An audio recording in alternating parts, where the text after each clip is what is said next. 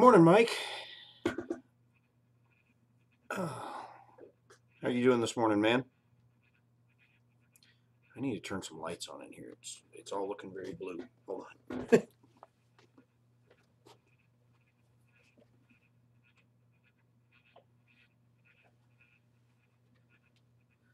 There we go. That should warm things up a little bit. Oh.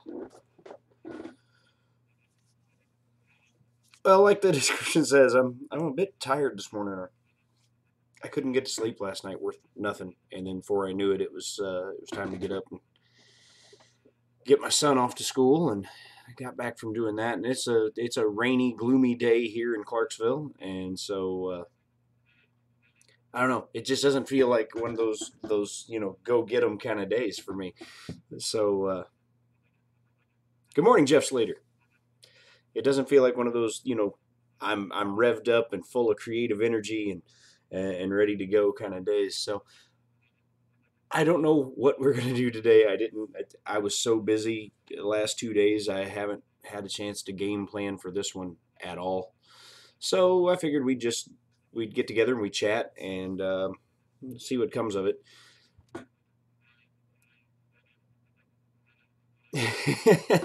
You've had one of those years, huh, Jeff? Yeah. This is yeah. It's pouring down rain outside. It, taking my son to school and dropping him off, going through the whole student drop off line and all that in the rain. It didn't get my day started off on the right foot. Good morning, Chris Riley. Tired and uninspired. Yeah, that's me this morning, man. I really, and that's not normally me. I normally wake up. I wouldn't say I'm that morning person per se, but I normally wake up with the little creative fire, burning in me. Like I need to, I need to do something creative. Today is not that day. Today is just. Hold on, I need to pop the chat out so I can read it better. That's not the right. That's not where it. Where did it go? See, I can't even organize myself today, so I need to actually go back to YouTube and pop the chat out from there because I had already closed the window.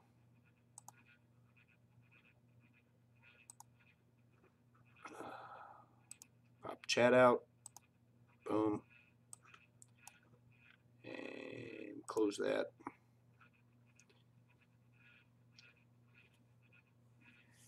Thanks, man. I was trying to rewatch some of it myself this morning because I admittedly did not watch the chat very good. My brain was busy.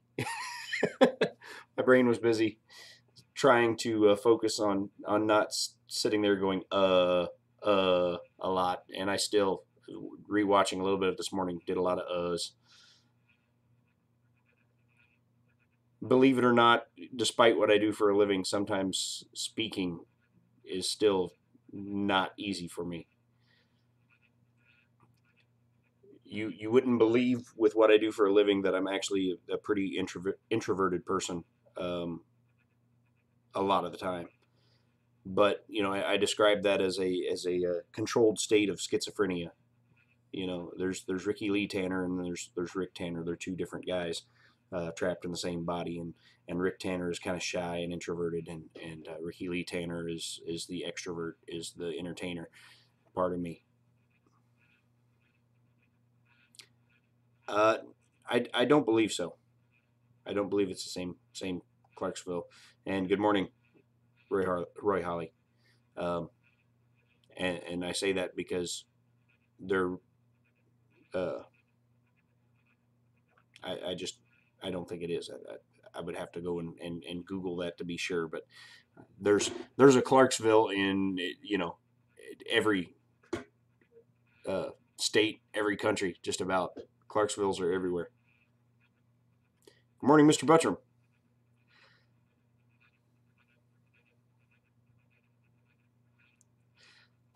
Oh, and Vince, I didn't see you up there. Good morning, Vince. Yeah, so I don't know what I'm going to do today, design-wise. I really don't. like the description says, or the title says, I'm just feeling kind of uninspired this morning, and but I still wanted to stream and hang out with you guys and chat. You know, there's this the wonderful thing about this community is you know, I feel like we're all, you know, developing a nice bond, getting very close to one another, and it feels like family. You know, you guys are all like brothers, sisters, and cousins at this point. You know, there's some paint on the wall and watch it dry. If I threw paint on the wall, I would get in real big trouble. No, I wouldn't. Good morning, John Mack.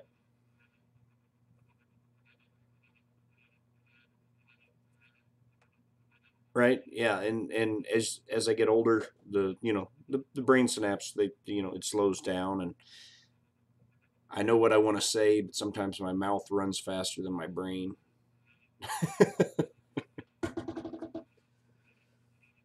It's still looking very blue. I need to get some more lighting going in here. That's warmer lighting, because all these four monitors that are lighting my face up right now is, you know. See if I turn that light on, if it makes it any better. Not really. A little bit. I mean, I do have Blender open, but it's still at the same spot where I left off with what I was doing yesterday.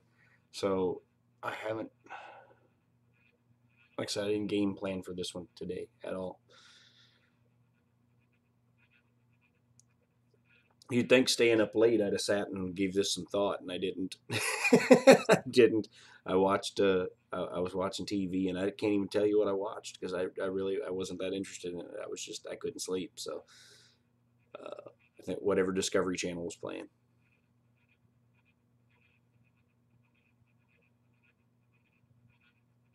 Yeah, yeah. When your mouth outruns your brain, sometimes it can get you in some tight spots there, Ryan. That's for sure. Yeah, I mean, like, I get up to take my son to school, and you know, I'm literally, I'm like throwing pants and shoes on, and walking out the door. So I mean, I haven't, again, I haven't showered yet.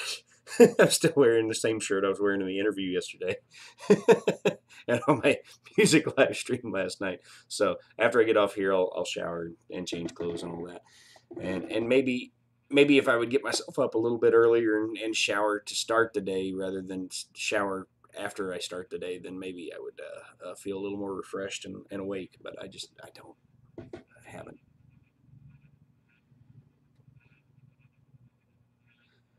Yeah, they're. I think it's called Blender for Artists, and it takes a lot of the technical aspect out of Blender and makes it, um, I guess, easier to do as far as using. I downloaded it and looked it over, and then I was like, no. I was like, I don't want to learn a second interface on the same program when I've already pretty much figured out, you know, at least the basics. I was like, this isn't going to do anything for me that I can't already do, because it's the same program. They just stripped some of the technical aspect out of it to make it simpler. Yeah, thank God, John, that you can't smell me through the webcam. Although I don't smell anything. So we've all been there, those days where you know, you stink so bad you can smell yourself. And usually for me, it's like after I've played like an outdoor show.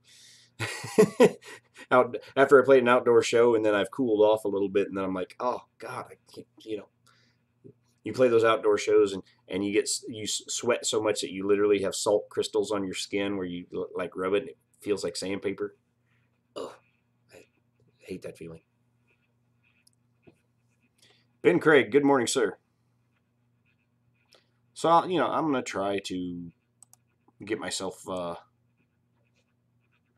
revved up and inspired a little bit this morning, but so far, no luck. I'm gonna go to screen share and put my popped out chat back up here where I can see it. because my eyesight sucks and I can't read it when it's on just the OBS screen. It's too small.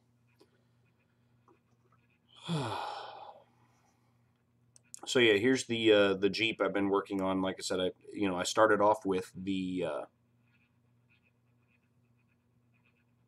I had the other Jeep, and the mesh had too many problems, and it was just not going to. I don't think it was going to 3D print well. And the original Jeep also had some functionality that would have been cool, but I don't think it was going to be um, functional when printed out. So I decided to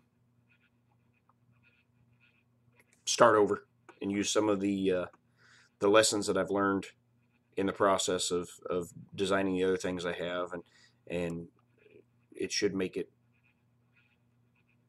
better for 3D printing.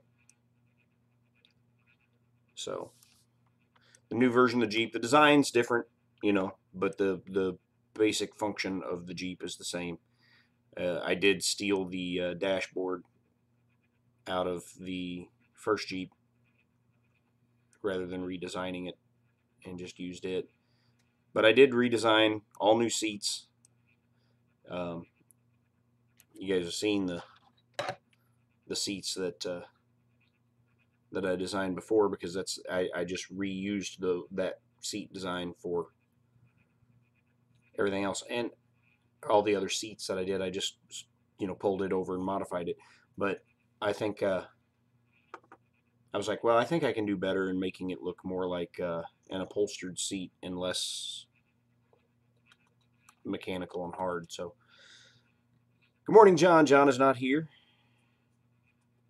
He's in the chat and he's giving me view time. I appreciate that, but John is at work, so he can't participate a lot.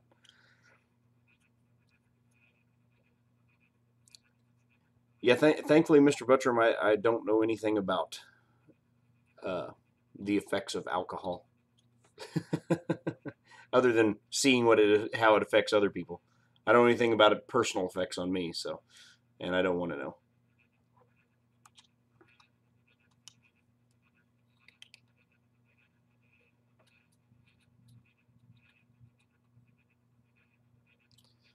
So, yeah, this is where we're at right now with the Jeep. I think it's getting close to being ready to print, and so when I get that, when I do get that other printer, the bigger one, I will print. I will use it to print like the bottom pieces, the big bottom pieces, and then I'll use like the A8 to print things like the tires and the roll bars and things like that, and the X1 to print the wheels and the window frame and the smaller pieces, seats, things like that. I'll figure it out. But using the 3 printers in conjunction with each other, I can have multiple things going at once, and it should make the actual building process quicker. But trying to keep with the modular nature of the vehicles that I designed, the doors are designed to be, there's a tab that they'll snap in to this little hole here, and then the hinge is mounted on the doors. So that was a design decision that was inspired by conversations with Roy Holly and some of the things that he would have liked to have seen in the truck. And maybe I can go back and use the hinges that I've created for this to update the truck again. So it's constant iteration for my stuff, and if I find a better way to do it, I'll go back and try to implement that better way in past designs as well, and keep the thing moving forward and evolving and getting better.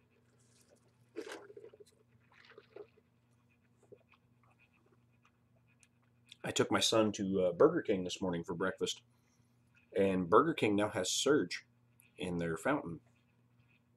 It doesn't taste quite like the Surge did in a can, but the Surge fueled many of tabletop gaming nights in the 90s for me. That was like the official drink of our BattleTech group. We would all get together and we'd play BattleTech, and you know, it would be different people's turn, but Surge was like our official drink. We would, you know, someone would bring a case of Surge, and we just rotate to whose turn it was to bring the Surge to the tabletop, and we'd sit and play BattleTech all night. And, it was a lot of fun, some good memories, some good times. I don't know if I would get the same enjoyment out of it now that I did then. I mean, I still got all my miniatures, but they haven't seen the light of day in years. Which I need to, and then I've talked to Robbie Mack about this before. I believe it was Robbie, that he's got some friends who would be interested in picking the miniatures up off of me, and I need to just go find them in the garage, dig them out, do an inventory, and let them make me an offer.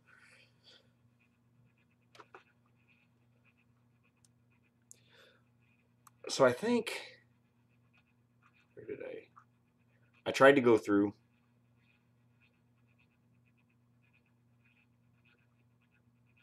and label all the stuff over here. Oh, yeah, there we go. Front doors, no roof.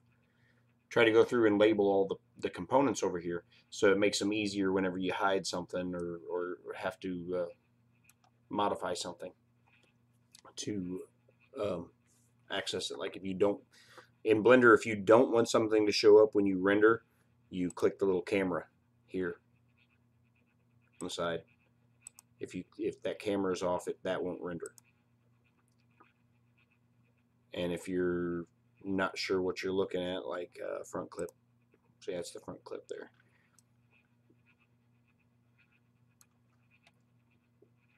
So if I wanted to render the scene but did not want to render the front clip, I would turn the camera off next to front clip. The little arrow there, if you turn it off, it makes it so that you can't select it anymore. So see, I can't select the front clip until I go back over here and turn that back on. Then I can select the front clip. So that's what these three little icons here do, is visible, selectable, or whether it will render or not.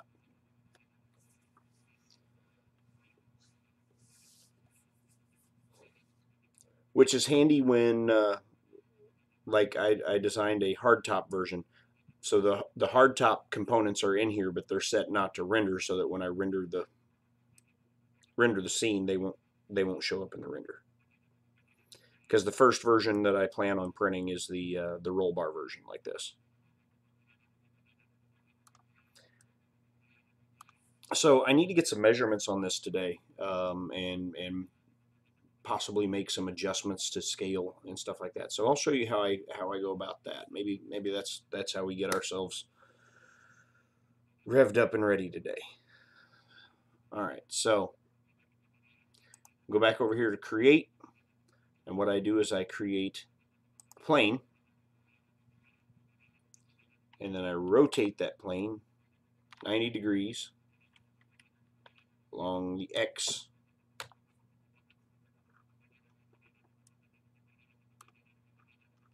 I'm going to scale that plane down.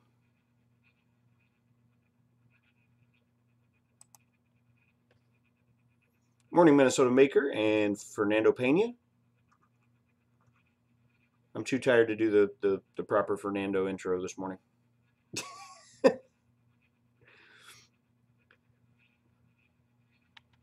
So hit tab to go into edit mode.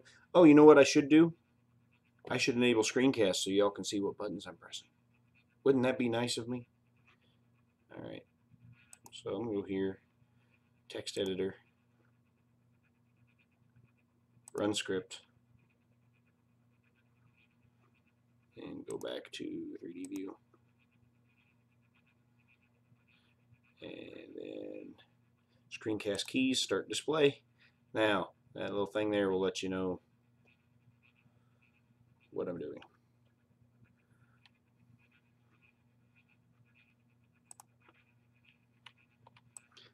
So I will take, I'm trying to get some measurements on stuff. I'm going to get an overall height.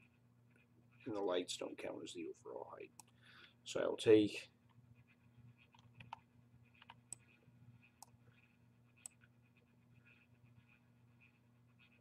and just eyeball it. I'm just getting a general length and height.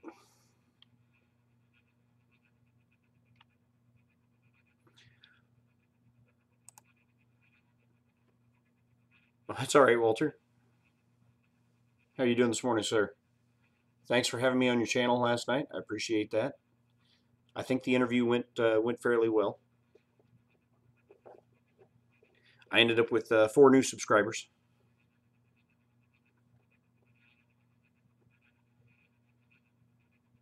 and one of which was Shane from Prussia. It was exciting.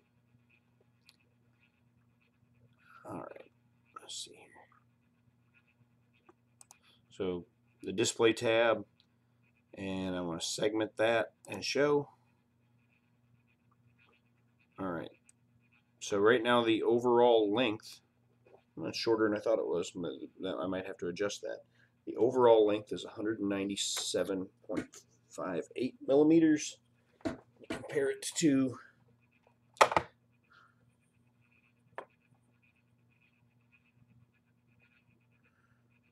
to an actual G.I. Joe truck. This one's 230 millimeters, but this is a 4-door, so that might be okay. Heck, I might be able to print this on my A8. All right, so we got an overall length 198, maybe with a raft because I can't print in the full printable area on it. Segment, show. Got a height of 87.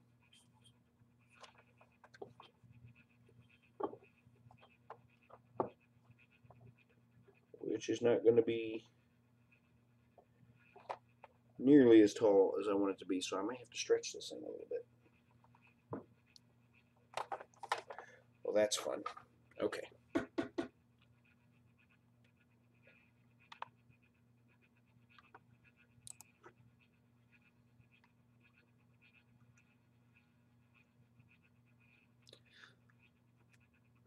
So the other thing about when you're doing measurements like this, Joey, quit. When you're doing measurements like this, the reason I use a plane to get my measurements is so I can take multiple measurements just by doing a ring cut on the plane. Oh, I'm not in edit mode.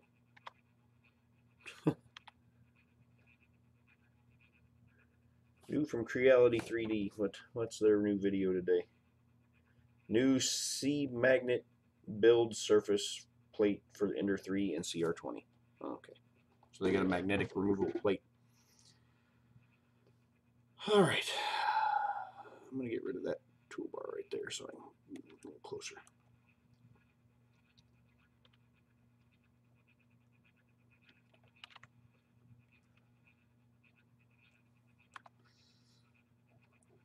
So I want to get measurement from the bottom of the door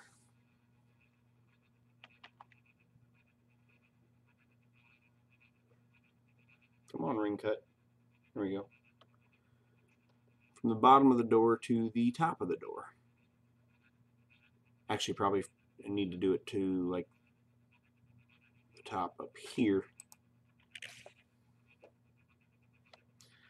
because that's going to be about where I want the character's head to be.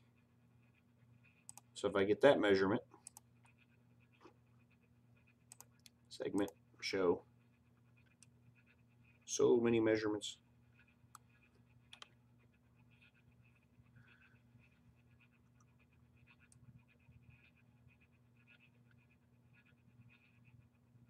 $51.93.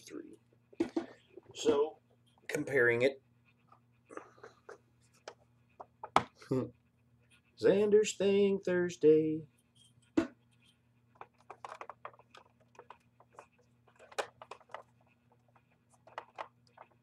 So when I go in here, let me put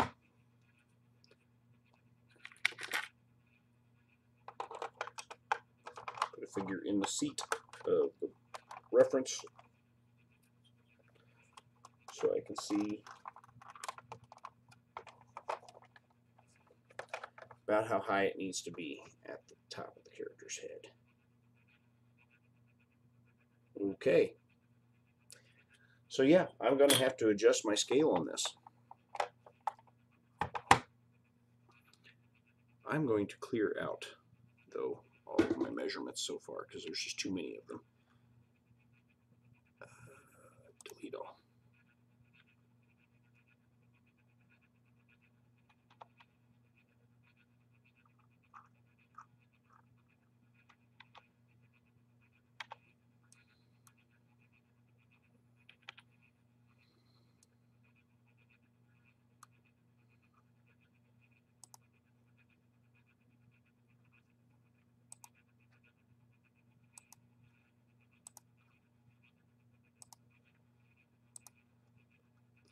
So even trying to measure it along the way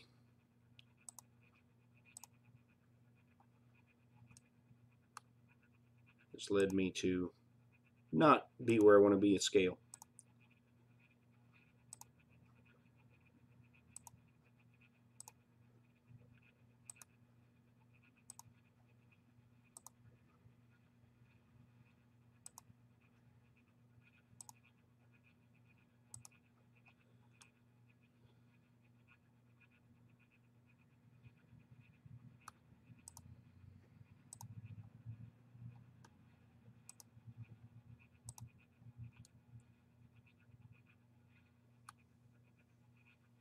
Good morning, Don. 3D Maker Kid Bennett is here.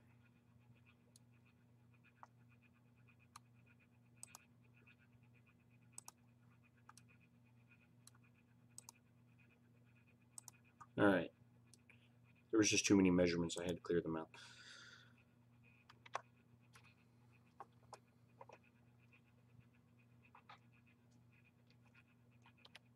Thanks, Don.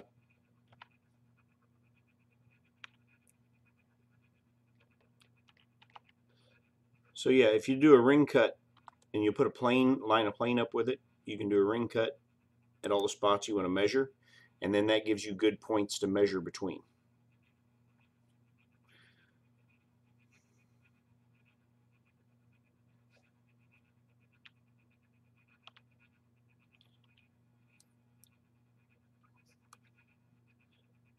So the height of the door goes from here to here.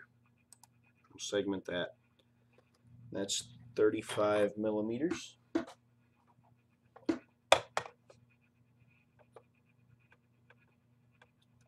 Yeah. I'm going to have to do some adjustments.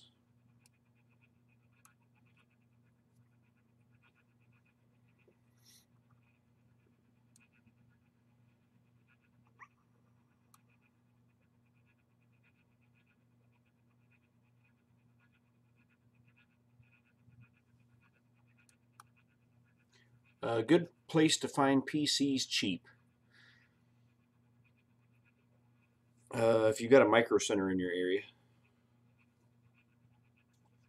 I get emails from them because I shopped at the one in St. Louis a few months back.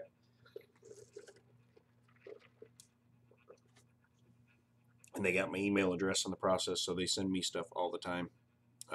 They've got some deals on PCs from time to time.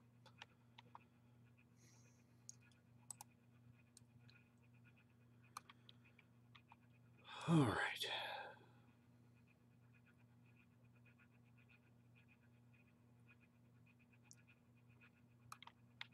Well, now before I stretch it in height, I probably ought to check the width because I may need to scale the whole thing up.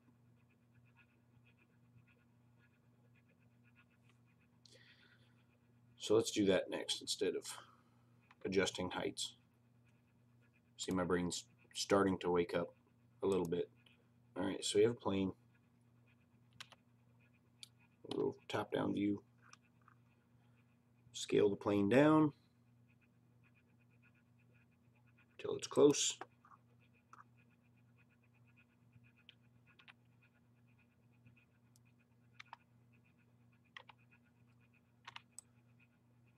those.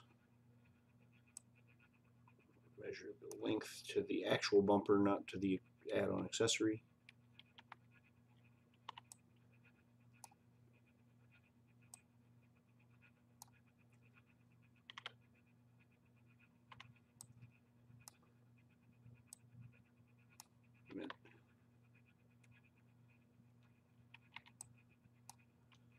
Let's scale the whole thing along the y-axis. So I'm creating this plane just to use as a measurement reference.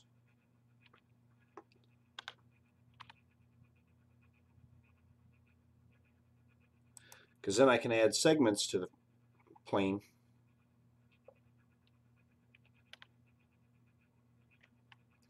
by doing ring cuts.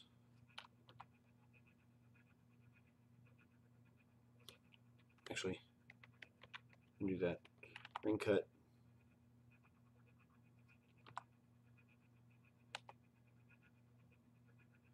Scale those out along the y-axis. Measured at the width of the doors.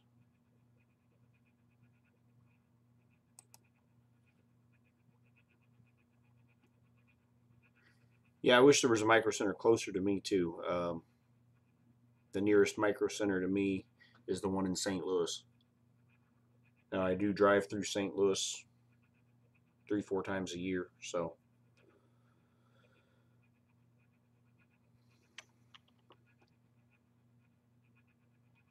and let's see, from the dashboard, a measurement from where the dashboard ends to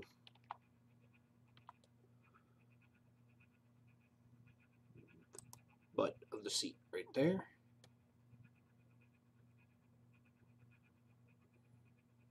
Okay.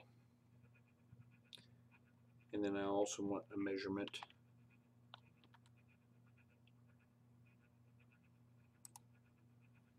there and there. Give me the general length of the door. A ring cut makes a line through the mesh that will continue through as long as there are a four-sided shape. It will continue through all the way until it comes back and meets itself again.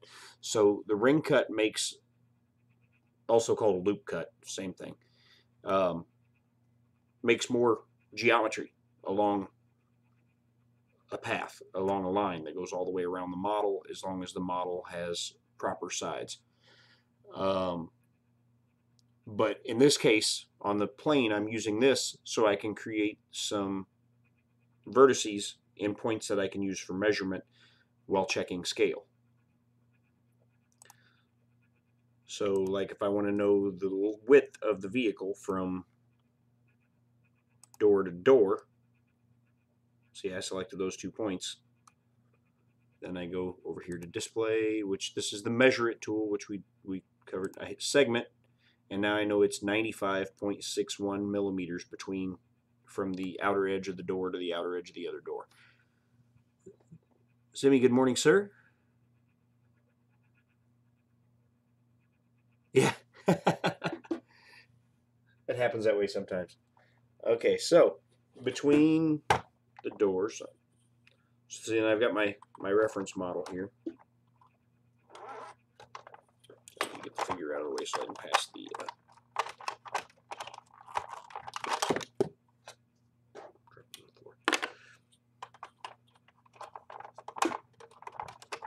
pass the through here.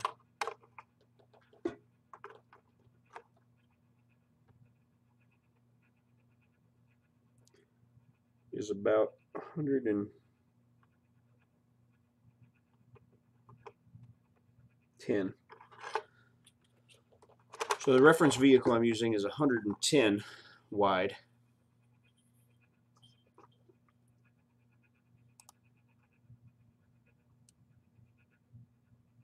And is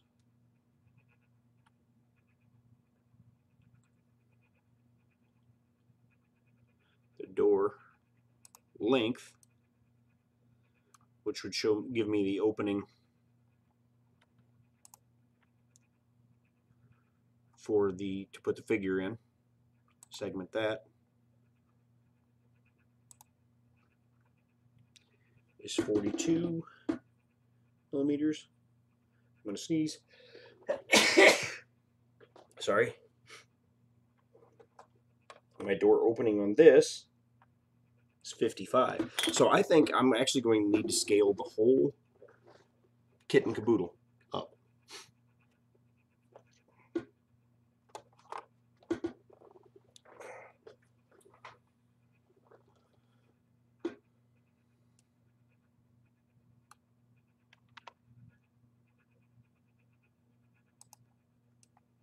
So go back and remeasure.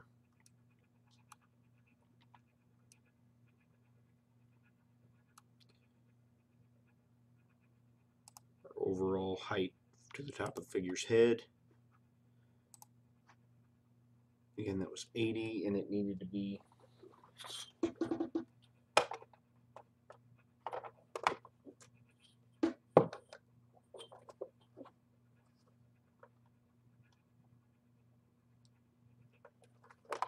so yeah, the whole thing is scaled too small.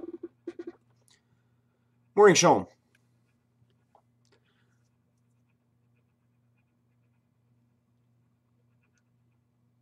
Oh, thank you, Zimmy. I appreciate that, man. Yeah, the whole thing is scaled too small.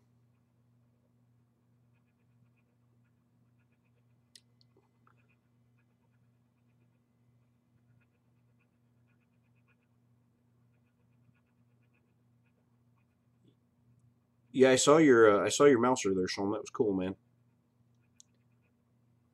Is that just like a mouser statue figurine, or is it articulated in any way? I didn't get into it that far. The model looks great though.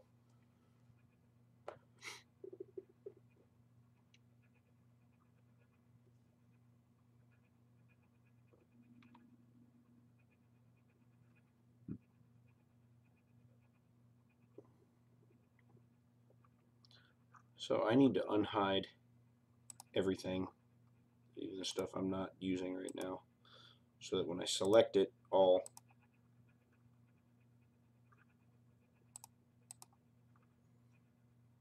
it will all get picked. It's all selectable, and now it's all visible. Okay, so tab out of edit mode, deselect all, then select all.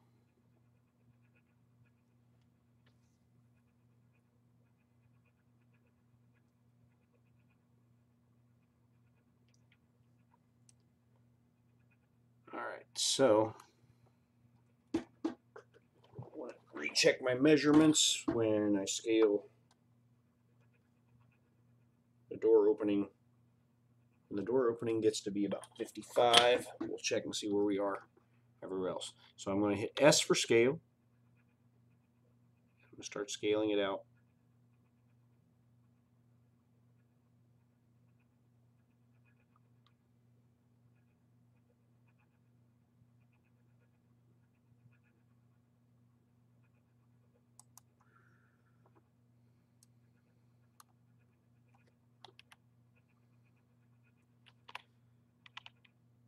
Move it up.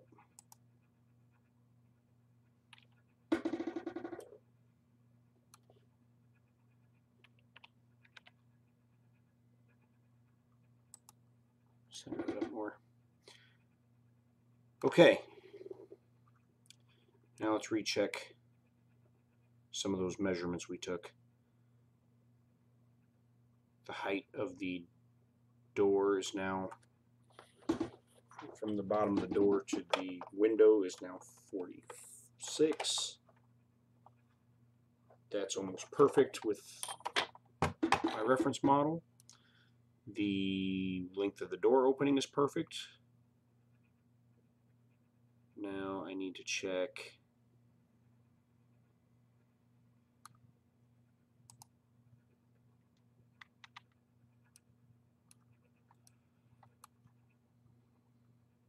the height from the floor to the top of the figure's head is now 104.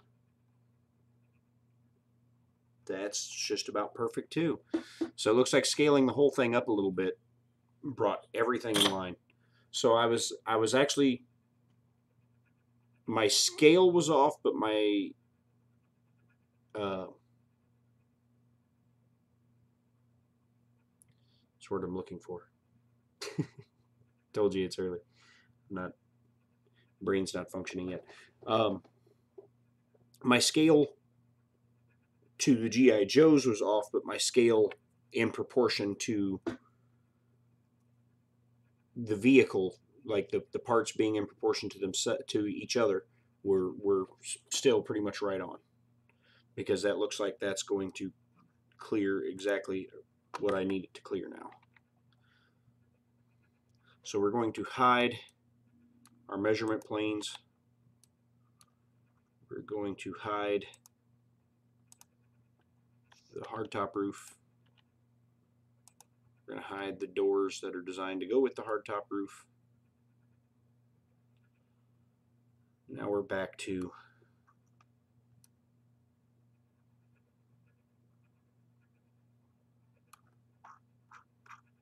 there's an extra axle in there that needs to go away too. There it goes. All right.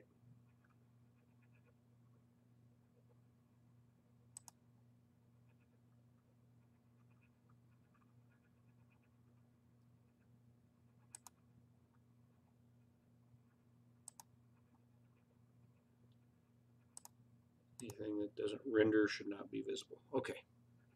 There we go.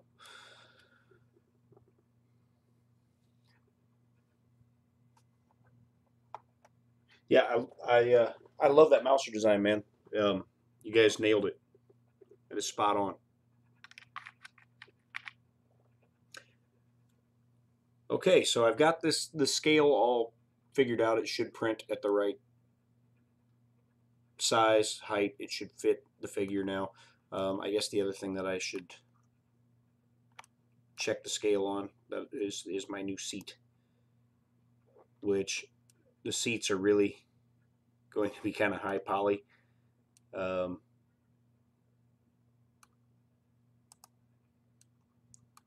Best measurement there is going to be grab that to that, segment it 55.78.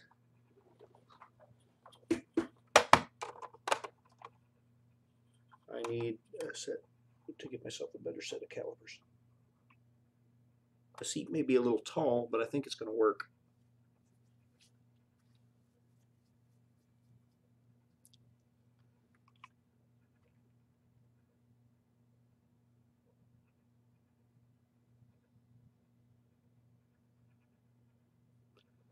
Thanks, man.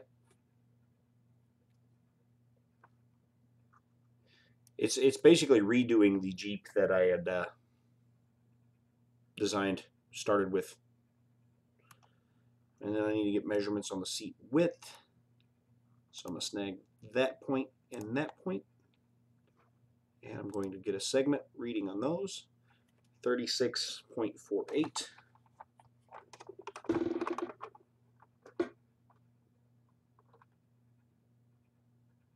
That should be pretty good too. It's a little bit wide, but again, I don't think that's a problem, being 2 millimeters wider than the reference seat. I don't think that's going to be a problem. It just means the character will have more room in the seat.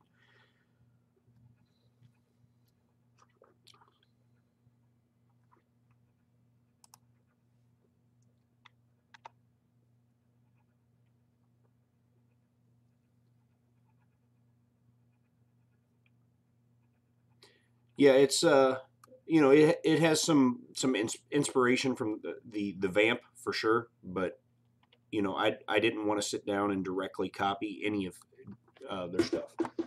I wanted to make all new stuff. So this it's got inspiration from the vamp, but I didn't want to design the vamp. There's already been a vamp, so why would I want to just, you know, I don't want to copy it, because if somebody wants a vamp, they made a vamp that will work with, you know, modern era figures. You can just go buy one on eBay. I wanted my own design that would replace the vamp, and then through its modular nature, I can design other parts for it where it will not only replace the vamp, it will replace the vamp, the stinger, the vamp Mark II, and then have other versions that the vamp never thought about being. Yeah, yeah. There's definitely inspiration there for sure.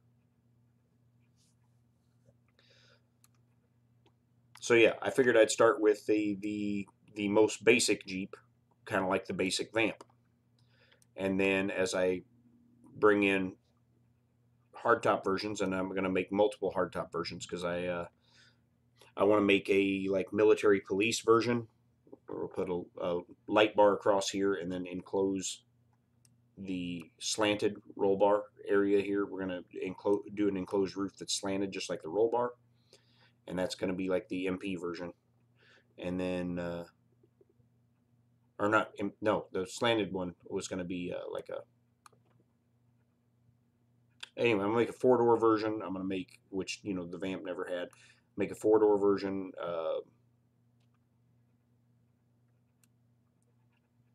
And then that slant back on it like you see some of the military Humvees. So it's kind of replacing Jeep, Humvee, the GI Joe Vamp. It's kind of serving all those purposes through just printing out and putting it together in different configurations.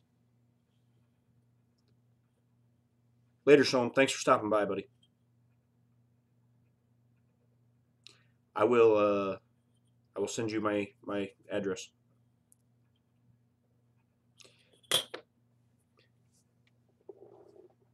Yeah, I don't want to get in trouble with copyrights or anything like that by copying somebody else's designs um, with this stuff. So, because the best case scenario for me in this is this stuff takes off and I start to be able to sell these models, um, and I don't want Hasbro to come after me, and Hasbro's famous for coming after people that profit off of their designs. Of them saying I copied their design and uh, want to know where their money's at. Oh, let me write that down.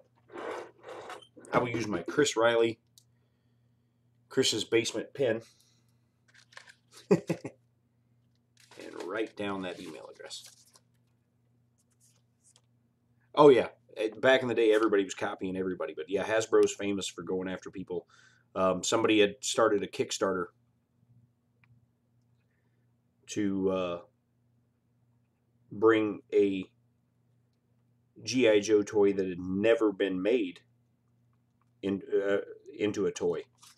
They copied the design off of one of the cartoons and was going to make a toy, and they made a Kickstarter to try to fund making it happen. And Hasbro sent them a cease and desist and shut them down before the Kickstarter even got off the ground. And the Chris's basement pen writes really well.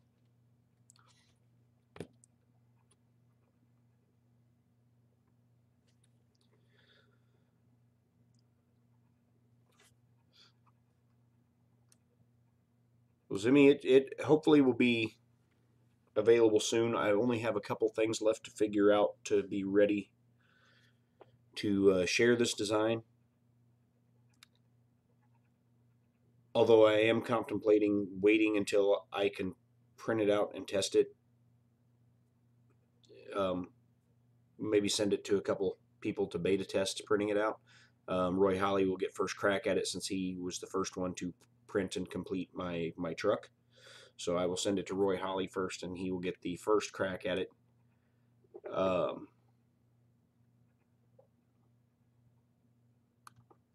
And if everything prints out well and goes together as it should, then this is the first model I'm contemplating putting on one of those sites where people pay for the model. Not much,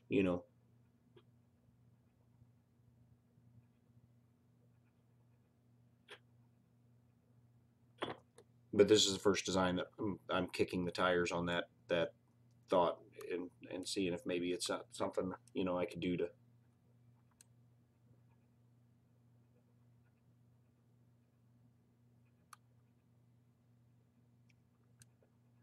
But yeah, I will send it out to a few beta testers, and Roy Holly gets first crack at it, and then I would say other people that have been following me here on YouTube would be other people that I would send it out, you know, to beta test. And then I'm thinking about making the model, instead of putting the model of this particular model on Thingiverse, putting it up on one of the sites that you know, you can charge for the model, like Luby does with some of her dragons and stuff. And once all the kinks are worked out of it, but of course, given the people who beta tested it, you know, everything free.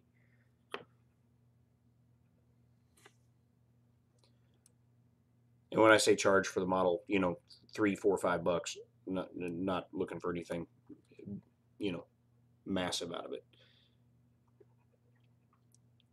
Just something that over time could get a little supplemental income to maybe help me through winter times when things get a little bit leaner. And then I could make upgrade kits for it, where you could, you know, the upgrade kits when they're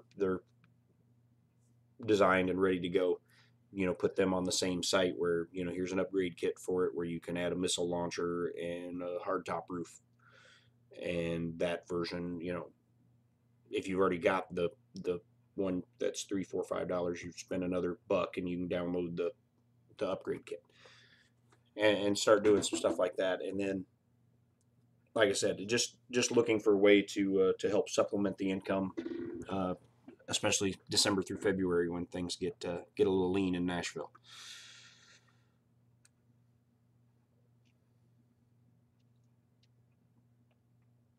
And try to get the GI Joe collector community on board and interested. The other thought process was, you know, putting it up as a Kickstarter where people who backed the Kickstarter got the download files. But you know, I'm not sure, because, you know, the tabletop gaming guys, they do that a lot. So I don't know.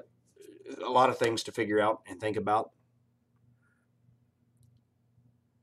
and then continue offering the civilian vehicles like the step vans and things like that on Thingiverse to everybody for free to drive more interest into to designs as a whole. I don't know. Like I said, I haven't figured all this out yet. It's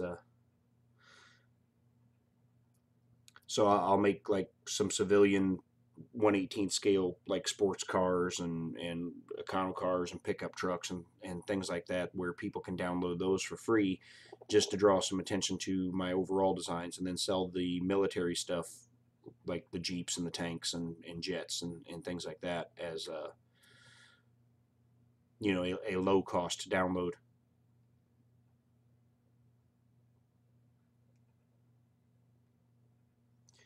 That's because it costs a lot of money to do that, Zimmy.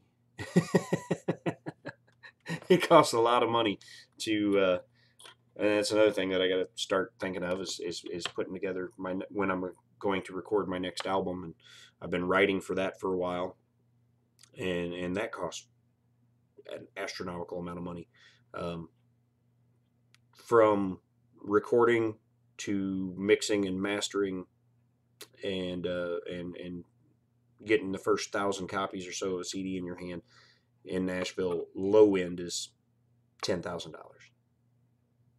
Low end. So thank you, sir. I appreciate that. You know, it's the thing that I love to do, but you know, it certainly, you don't make enough money doing it to justify recording stuff. You just don't. Um,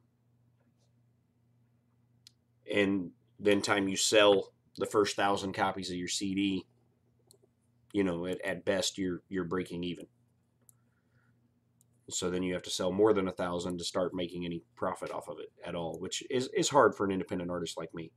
you know, where you're paying for all the production yourself and paying for all the duplication yourself, and then you got to go out and you know, hit the streets and try to sell it, and you know, reach an audience that that'll buy it, and turn around and sell the first 1,000 copies just so that you're at that break even point.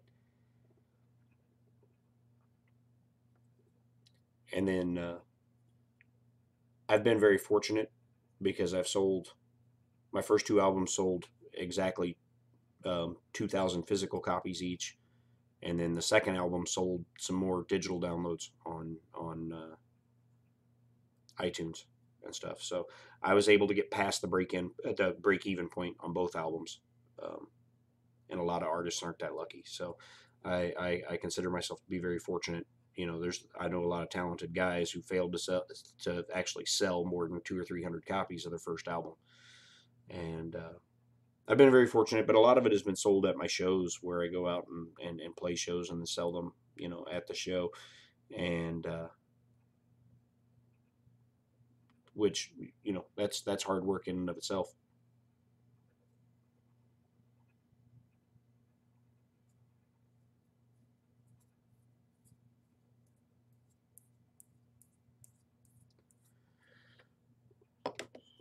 Oh, so anyway, we got the measurements taken. We fixed the scaling on the Jeep, and I'm going to hit save now that I've done that. Control S, save. So I designed on the top of the back wheel wells these little like bins. I figured I can put some stuff in them. Maybe what I'll do is I'll design, you know, a jerry can that sits in there just right, or maybe that's what I'm going to do on the back is design a basket and put a couple jerry cans in it, and maybe a mount for an antenna. I don't know. There's many things I can do. The cool thing is I've designed everything where it's modular. So like this piece right here, um, it plugs into the bumper. So I can design accessories that plug into the back bumper. Like I said, a basket to hold a couple jerry cans, or maybe a swing out spare tire holder to hold a spare tire and then put another tire on the back. It gives you lots of options. This thing up here is a plug-in accessory that you can choose whether you want to print it or not. It's, you know, optional. So as you can see, it just plugs into the front bumper there. Morning 3D printing trucker.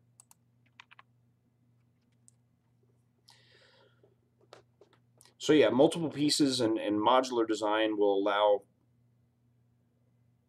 customization and different options, and I can design you know, different options, and then people can choose what parts they want to print, and exactly how they want to assemble their vehicles, and it just gives them an endless array of options when it comes to, you can sit down and choose options that nobody else has chosen before, and put it together in a way nobody else has done, and have one that's unique to you and fits your style. Because not only will you have the choice to print it in whatever colors you want to print it in, you have the choice to, you know, print the different accessories, or different roof, different doors, different wheels, different tires, and you sit down and you print it out to your taste, your specifications, what you like. Like the cool thing about the modular nature of the design, excuse me, I'm going to hide the wheels and tires for a second. The cool thing about the modular nature of the design,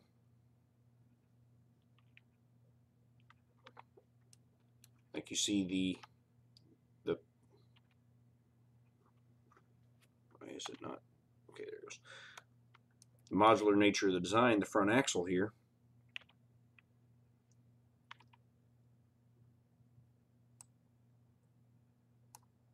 designing a lift kit for it would be as simple as me dragging it down and maybe out a little.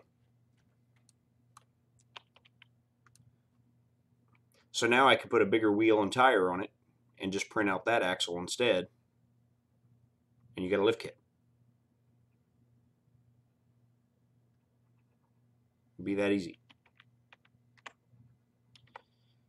Oh, the VW thing? Yeah, they're wasn't that an amphibious car?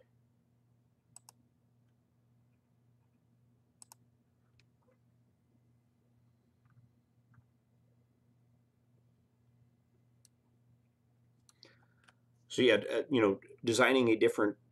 All I would have to do is do a different front axle clip to either raise or lower the suspension. Then you put different size wheels and tires on it. Yeah, that was the vehicle that they used in World War II, wasn't it? That the Nazis were using, and that's why Volkswagen is so sensitive about. Has been so sensitive since then because they supplied vehicles to the Nazis in World War II. They've been so sensitive about ever since then their vehicles being depicted in anything involving war. Um, it which is why it's such a big deal with the Bumblebee movie that's coming up. That Bumblebee is getting to resume his original alt mode in Transformers of being a VW bug. Because Volkswagen, they wanted to make him a VW bug in the first Transformers movie, and Volkswagen said no. Volkswagen would not allow their vehicle to be licensed for a movie that would depict violence and war. So that they denied Michael Bay when they reached out to Volkswagen to make Bumblebee's design. So Bumblebee ended up being a Camaro instead. And so it's funny is there's a whole generation of kids out there that think of Bumblebee as a Camaro, and they're going to go watch the new Bumblebee movie and go, "What? Why is he this little round car?" Because they think of him as a big beefy muscle car.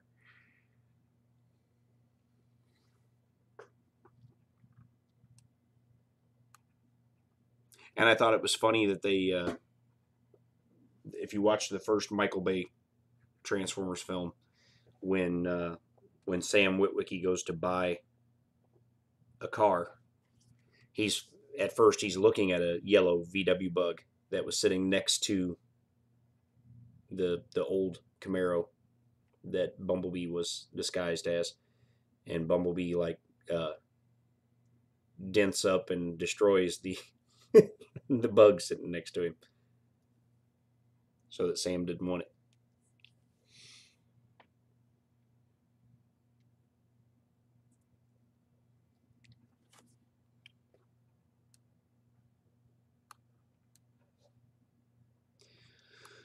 So yeah, I'll be able to design lift kits, different front bumpers, different doors, different different roofs, dashes, seats, all that kind of stuff will be modular and interchangeable.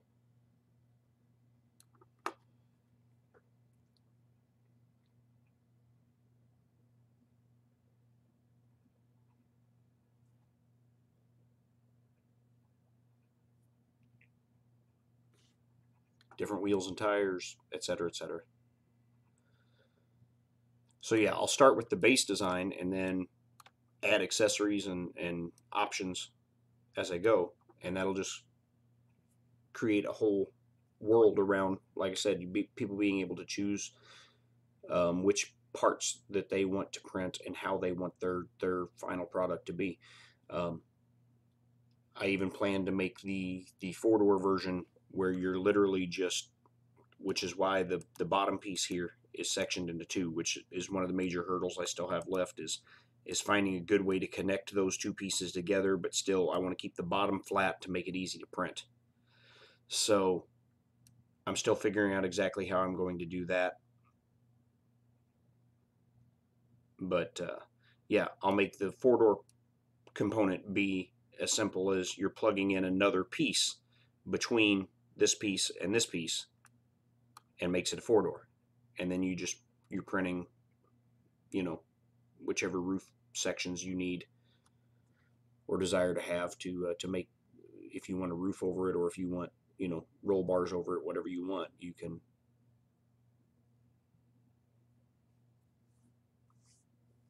choose that option.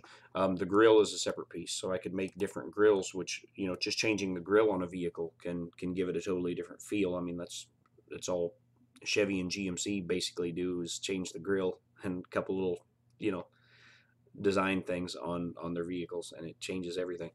Could design some different looking front clips for it. So yeah, it's, you know, the options, the opportunities to make things different are endless. Um,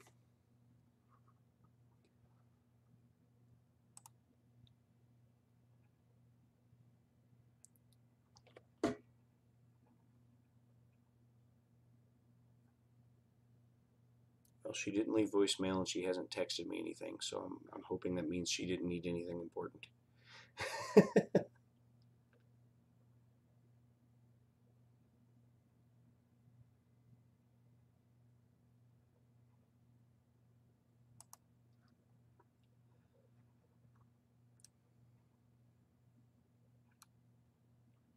So the four-door version will just be plugging in another bottom carriage, another set of doors, and another roof section.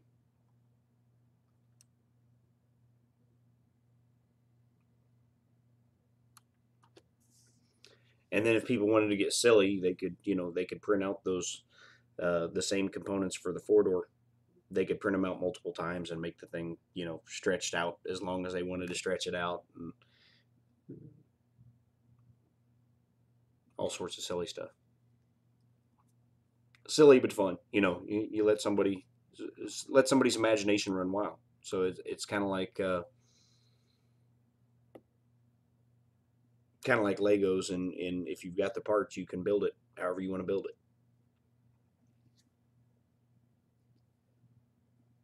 But I'll put together whenever I get it printed out and test how the assembly goes. I'll make instruction sets for the recommended configurations.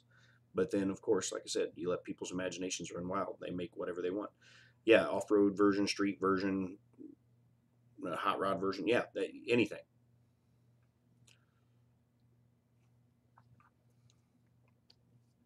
However you want to build it.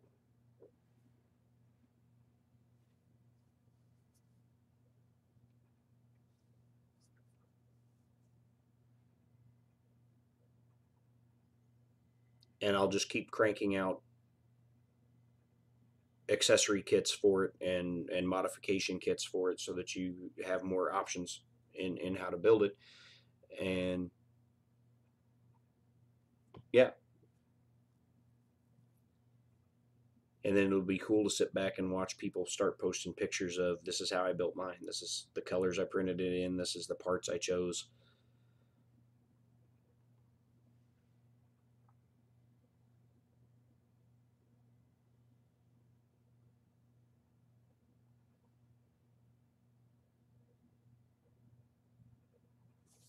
So that's where I'm at with it. I'm worrying that she didn't leave a message or text me back to let me know what she wanted. So I'm starting to get curious. I might need to bow out of here and call her back.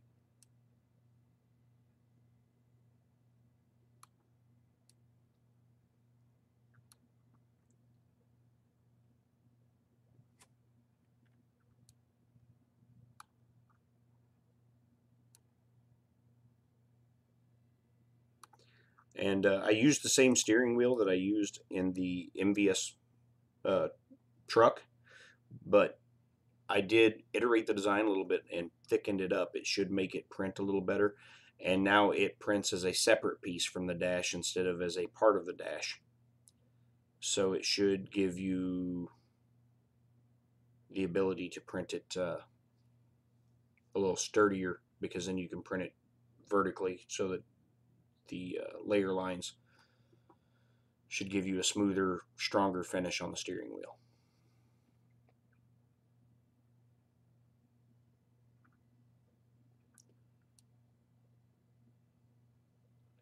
And then it just pegs into the hole on the dashboard. So yeah, I could even do something as little and simplistic as other steering wheels.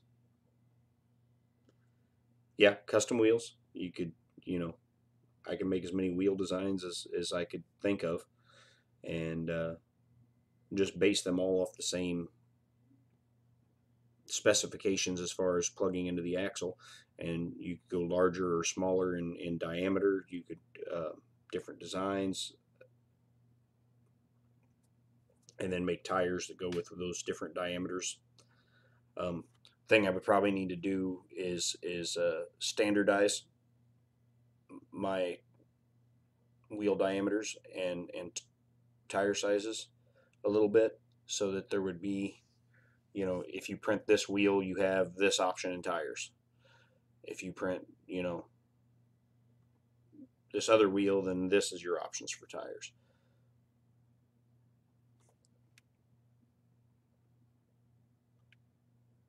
And just give people, you know, endless options. That time they've gone through and selected the things that they like the best and the parts that they want to print the most, if they don't want to just download just this model and just assemble it as is, they have options. And that's why I said, if I make this where I set this part up as a pay to download thing, and then I make accessory kits that or upgrade kits that are a pay to download thing. So then you $5 you download the base model of the Jeep, and then, you know, $1 or $2 each you download the accessory kits, and just keep coming out with new accessory kits. You know, it could, you know, help and be a little supplement, little money on the side kind of thing. But I wouldn't ever want to make it something that was prohibitively expensive.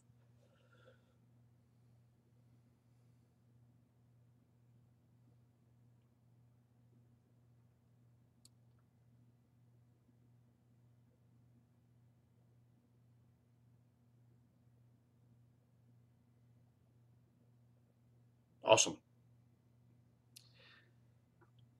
So yeah, that's my next hurdle is connecting the floor panels so that I can, but I want to keep them flat here, but I also don't want to interfere with the interior pieces. So I'm thinking maybe I need to make some sort of snap-in connector at the edge here, maybe hollow out the underside of the armrest here and make a snap connector there.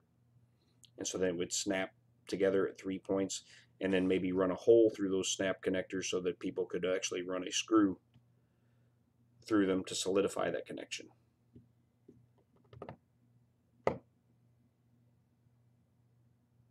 what I'm thinking right now.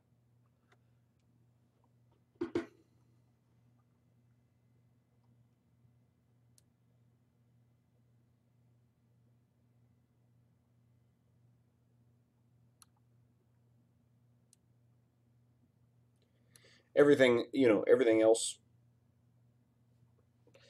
I'm deliberating whether I should put holes through here so that you could run a screw through there, or if I just depend on people to snap them on and use a little dab of glue, where it's more like a model kit than a toy. Yeah, a hole in a dowel. That way you know, they line the axle up where it's supposed to go, and they could run a dowel or a screw through it, either one, and give them the dowel that they can print out, like I did on the MVS truck. You know, if you didn't want to if you didn't want it to come back apart, you put a little dab of glue on the dowel before you stick the dowel through.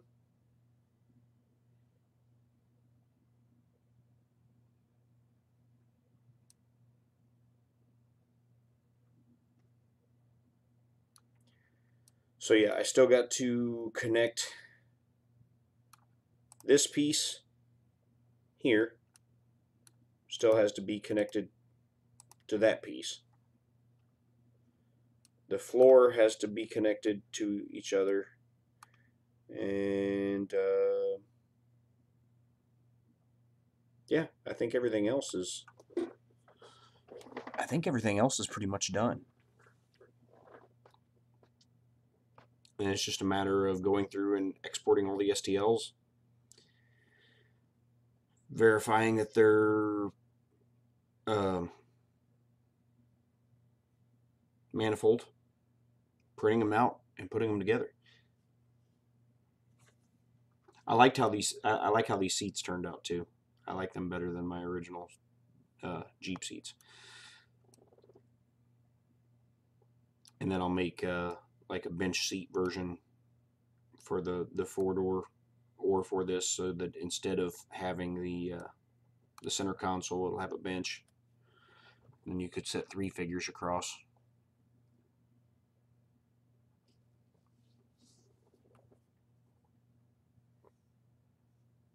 Which should be simple enough.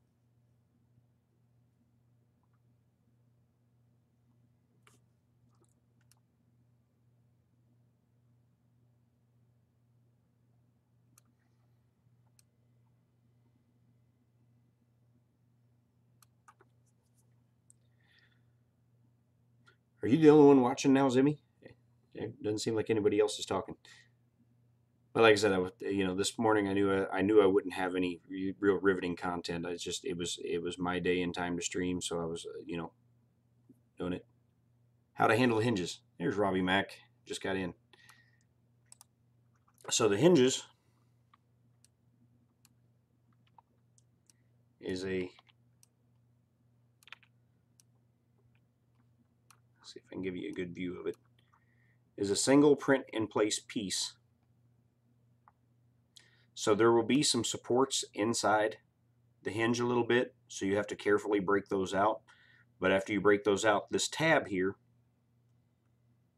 on the end, you can see the darker part of the tab. This tab on the end here will then slide into, let me hide the front clip so it's easier to see. This tab right here slides in through this piece here and should lock into place, but you will be able to pop it back out of there if you don't want doors on your Jeep. Hey Ron, 10 watching. Okay, I was just curious because Zimmy was the only one talking to me, so I thought maybe I put everybody else to sleep or everybody else left.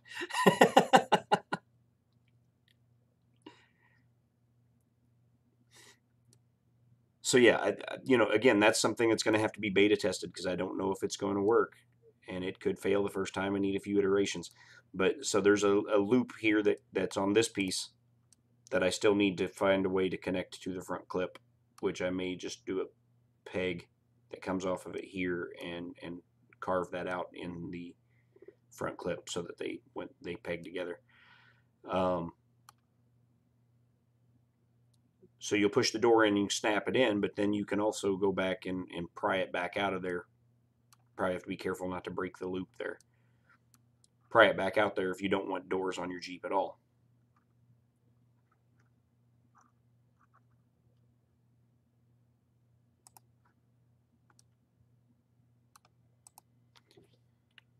And the way that I did it, now hiding the doors, you can see that. I tried to keep that fairly thick and robust so that when you if you're having to pry on it a little bit, it shouldn't be easy to break. So if you don't want doors on your Jeep so that it has that, open door military Jeep feel, you just don't have to put them on. Might give some other options like bar style, like gate things that I've seen on some Jeeps. That'll, be able to be there and close. There is a door stop down here on the bottom of the floor. You can see that. That should keep the door from closing farther than it's meant to.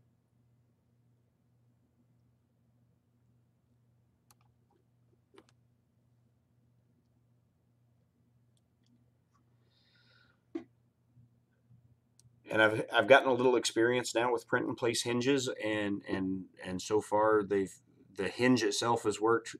The thing that Roy Holly sent me a message last night on Twitter, a direct message, showing me that I need to go back and iterate some stuff on the truck.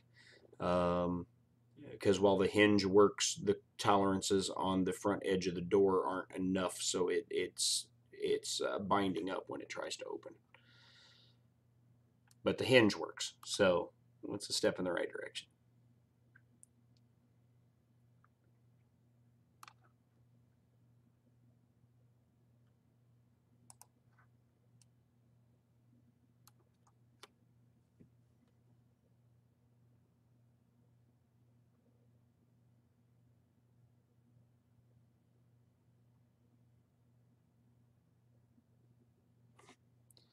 Yeah, like I said, I want to make the doors functional. That's the goal. I did give up on the tailgate because it was so thick, and just the way it was designed, it didn't seem to make much sense. And I'm like, not every toy has to have everything functional. Like, I can look at this here, and this doesn't have, anything opening or functional on the back. Only thing it has functioning is the front doors. So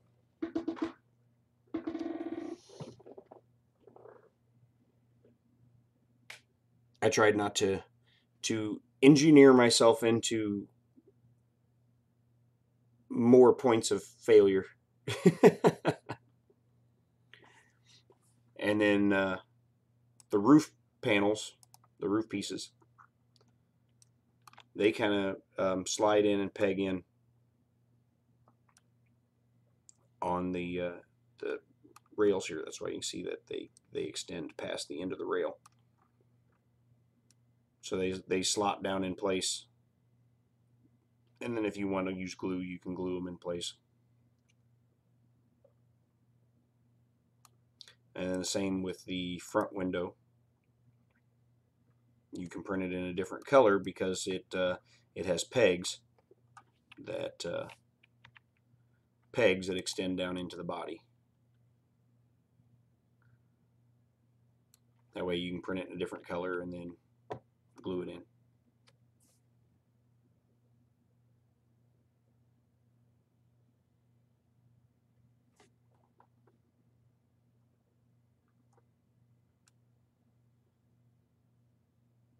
And then these little lights, they're an optional accessory.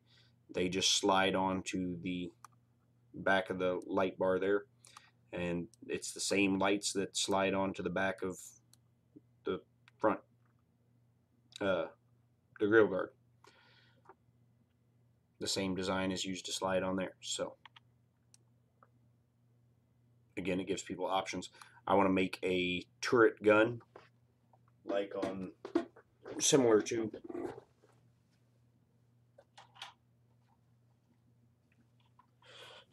this one, that will slot in the middle of the roll bar here.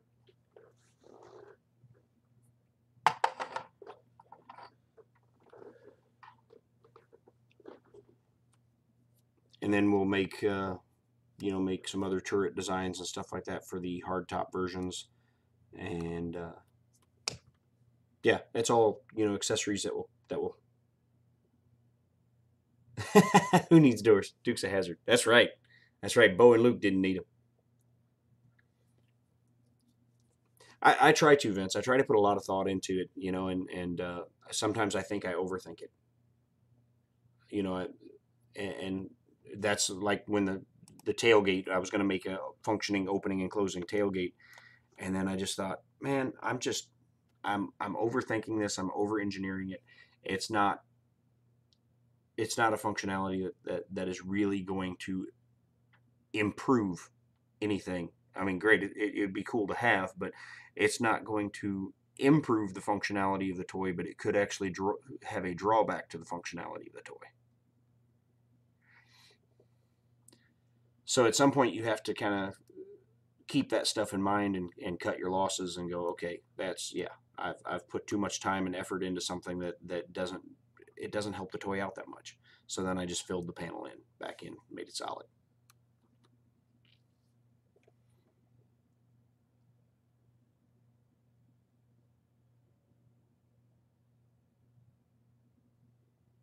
Right. And so, yeah, they'll be able to decide if they don't want to print the doors, they don't have to.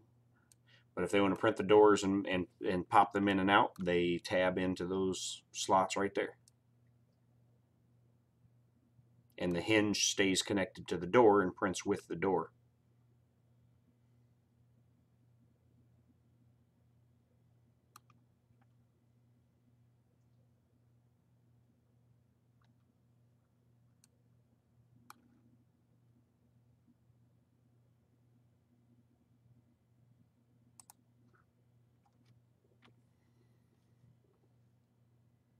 And then there's a version of the front doors for the version that has a roof that gives the outer door frame there, and then that will open up the opportunities for me to design some click-in window armor and stuff like that.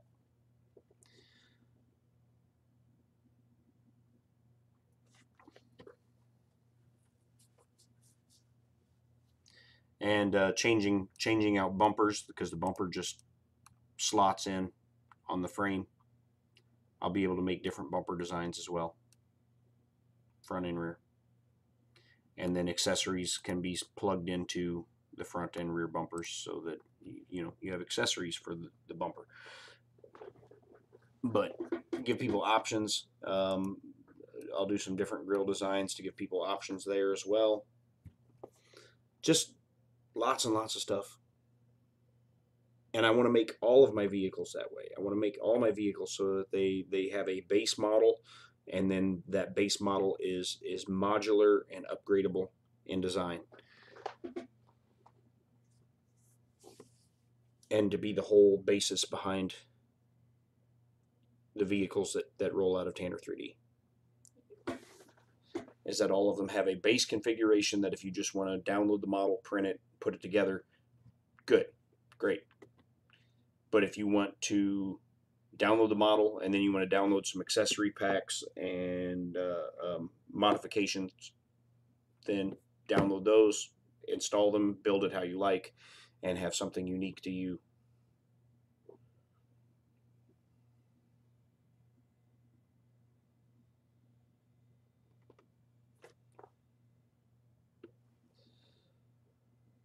The big hurdle that I've got with something that I want to design in the near future is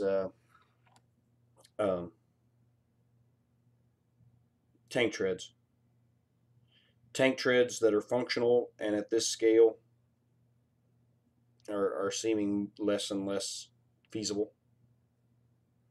I see, I look at Ivan Miranda's tank and the functional treads and all the parts and engineering that goes into it, and I'm like, that's great, and I could sit down and try to duplicate what he's done with his tank treads, but I don't think it would translate to this scale.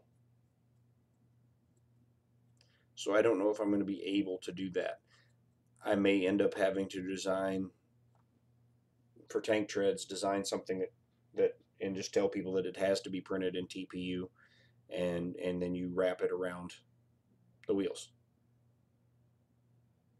So it'd be like printing a big, rubber band tread.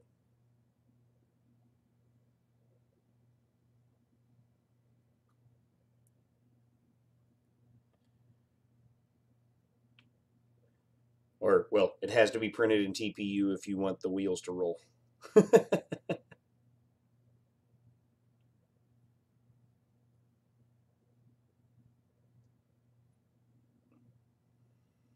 And I haven't done any printing in TPU, so I don't even know if that is flexible enough to be wrapped around rolling wheels on a tank and roll without it ripping itself to shreds, or if it would still be too stiff to actually, roll. So I don't know. There's a lot that I'll have to figure out as I go forward with that, which is why I haven't designed any tanks yet.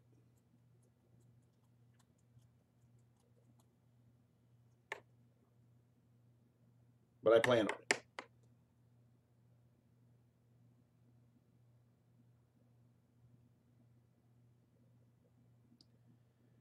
Looks like Mail Thing Thursday just dropped. I'll be sure to go check out Walter's Mail Thing Thursday.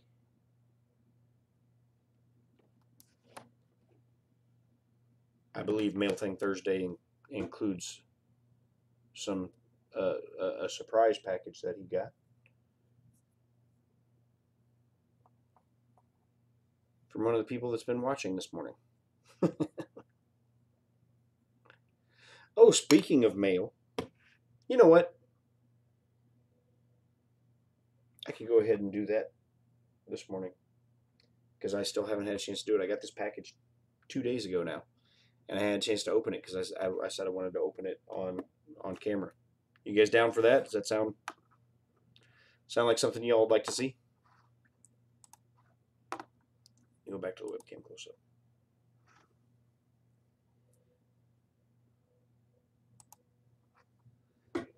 Because I got this in the mail, or well, on my doorstep 2 days ago,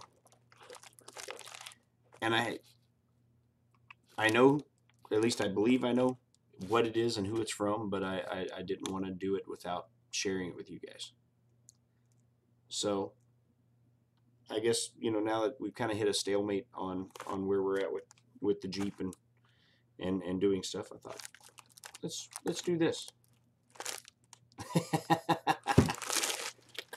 So here we go.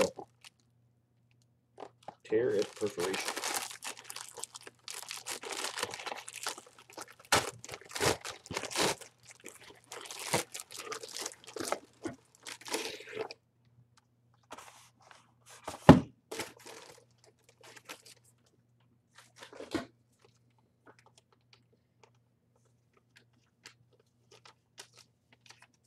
All right. In it is a note. It says, "Keep up the great work. Hope it prints well. From Mr. Ryan Buttram." Mr. Buttram, thank you. This is a roll of filament. And let me see if I can get into the box here so we can take a look at it.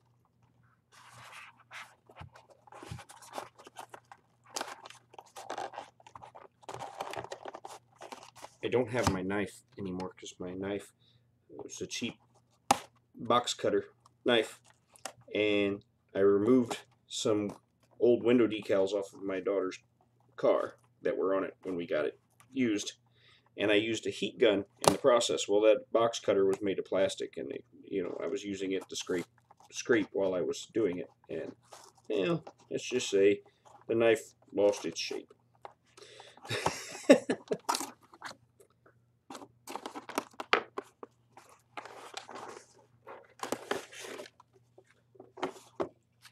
Oh, that color looks perfect. That color looks perfect. I don't know if you guys can see through the plastic there. That is olive drab green.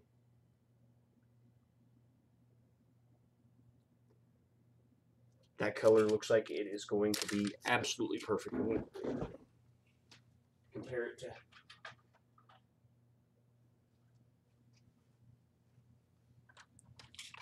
Oh yeah, dude. So compared to this truck that I painted olive drab green, you can see it's almost exactly the same color. That is perfect.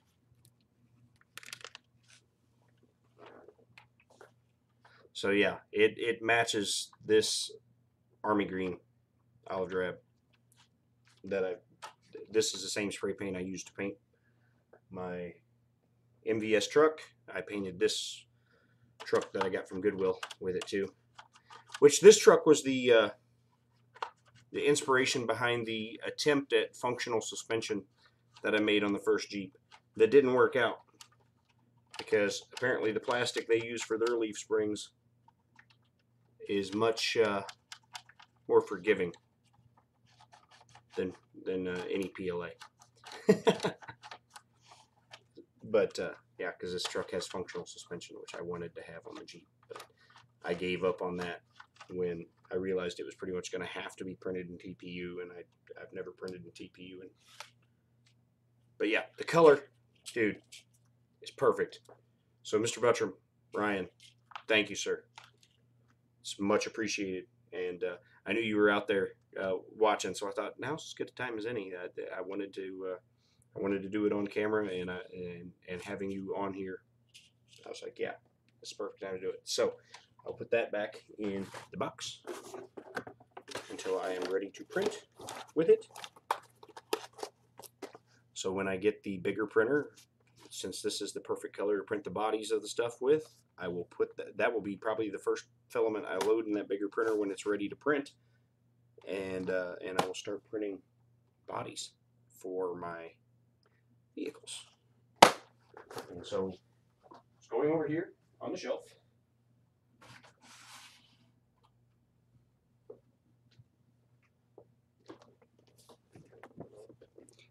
Yeah, I hope it prints well. Um, I've never seen anybody have any experience with Seagate and filament.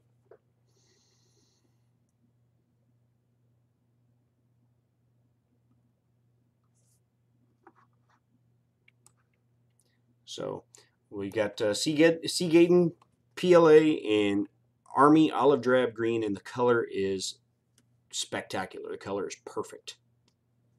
It's absolutely perfect for what I'm doing. So I cannot wait.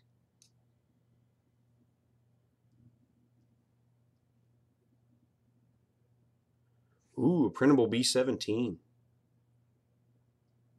That'll be cool. Okay, I will check that as soon as we get off here and after I call my wife back, because she called about half an hour ago or so, and she didn't leave a message, and she didn't call, but try calling back, and she didn't text me anything, so I don't know if it was important. So I got to call her back first, and then I will get on Discord.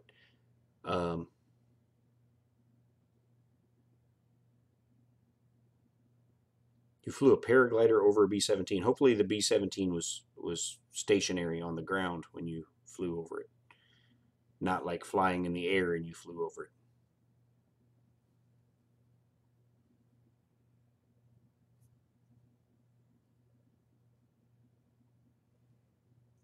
Yeah, I probably am in trouble for not answering the phone when she called, and because I was on stream. Hopefully I'm not in too bad of trouble. Oh wow, dude, that's crazy. Show. Yeah. My computer specs. This is an AMD A8 or A6 processor. So A6 or A8, I forget. 8 gigs of RAM.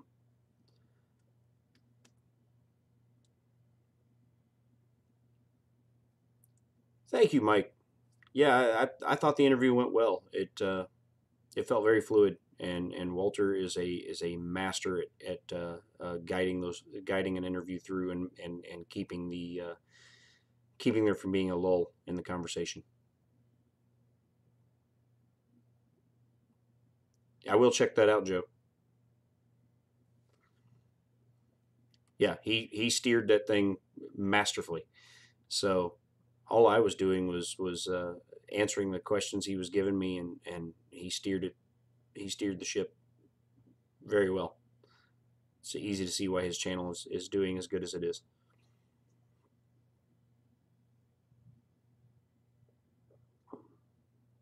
Memphis Belle was a great movie. It was a fantastic movie. I think I've watched it probably 3 or 4 times in my life. It's a great film, and I don't often watch movies more than once. Most movies I watch them one time and I'm done with them. You know, I've committed enough of it to memory that I don't need to see it again or care to see it again. Um, what's funny is the movies I watch more often are movies I really like, really like, and also movies that I really didn't like because I go back and watch them again to give them another chance or see if I missed something that would have made it make more sense to me or made it better.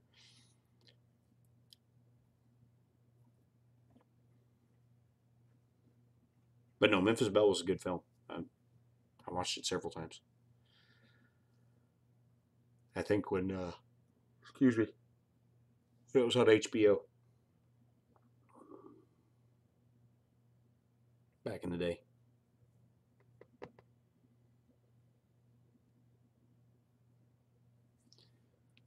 Yeah, this computer's not like a world beater or anything, but it seems to get the job done. It certainly does better than my old computer that's still sitting over there doing its thing. Was able to do at streaming. So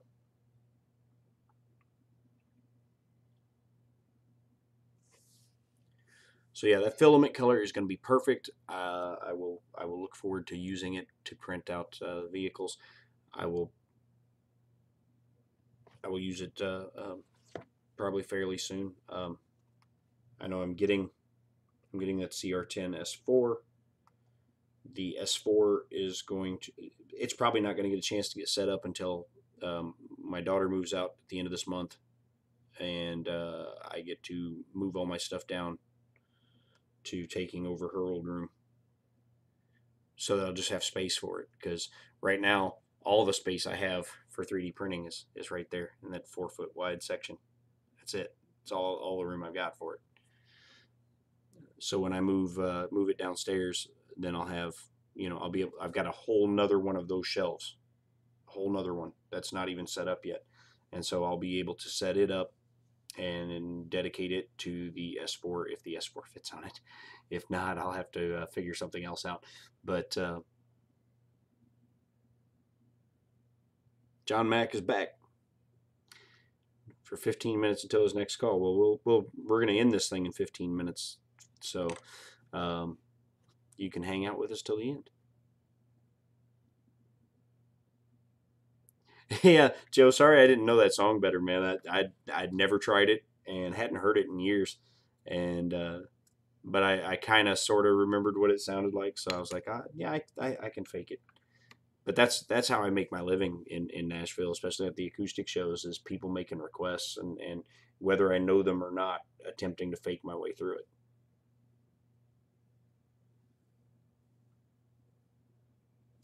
I think I had a couple pitchy moments in it, but you know, for never having done it before, I think it went okay.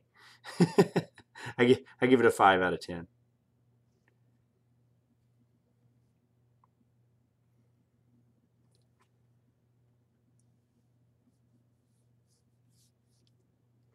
Sorry.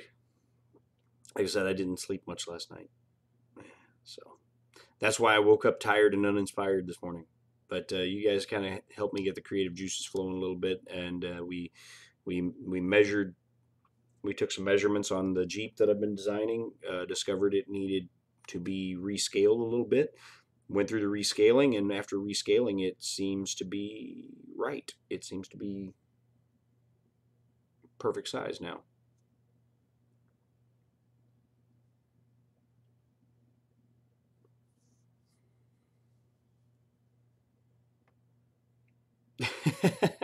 There's probably no famous for me at this point, man. I'm 41 years old. Record labels aren't signing 41-year-olds.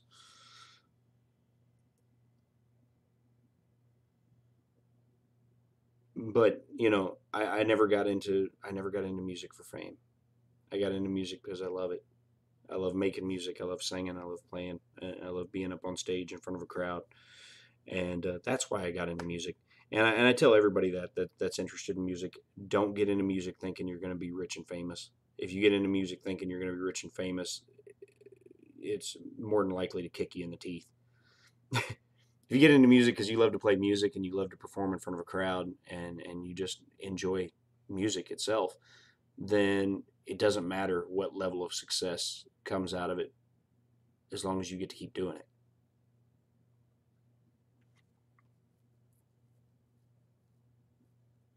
And you know that it's the same thing I think of with this channel and designing stuff. I do it because I enjoy doing it. I don't think it's ever going to make me a living. I'm not going to be Joel Telling and making a living off my YouTube channel, or Angus or Tom Sandlatter. Uh, you know, that's not why I do it. I do it because I enjoy designing. I enjoy hanging out with you guys. I have fun 3D printing the stuff that I design. So, if something comes of it, if it ends up earning me some income at some point, so be it. If it doesn't, I don't care.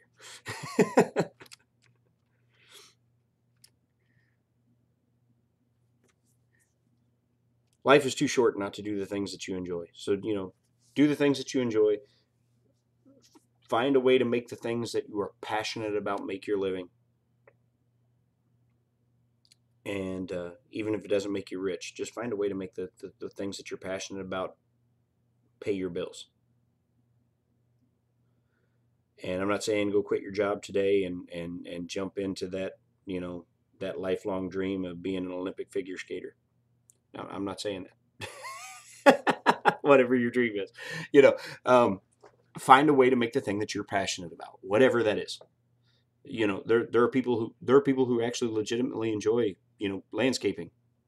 If you enjoy landscaping, if that's something you're passionate about, start a landscaping business on the side and landscape for other people and get paid doing it while you keep working your day job, and then until it takes off to the point where you can quit your day job and that is your job. um, you know if you enjoy photography, get a camera and go out, shoot pictures. Find something that you can take pictures of that people want to buy pictures of. Whether it's finding making taking stock photography for websites or whatever.